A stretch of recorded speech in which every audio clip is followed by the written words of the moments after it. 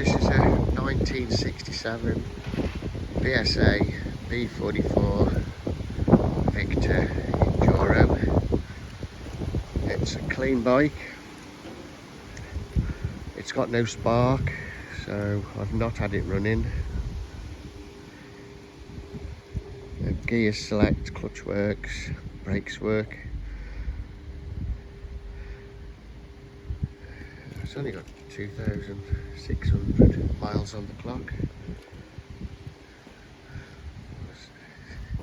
It says it's a Victor 441 special on the tank, but I looked the engine number up. It's all good.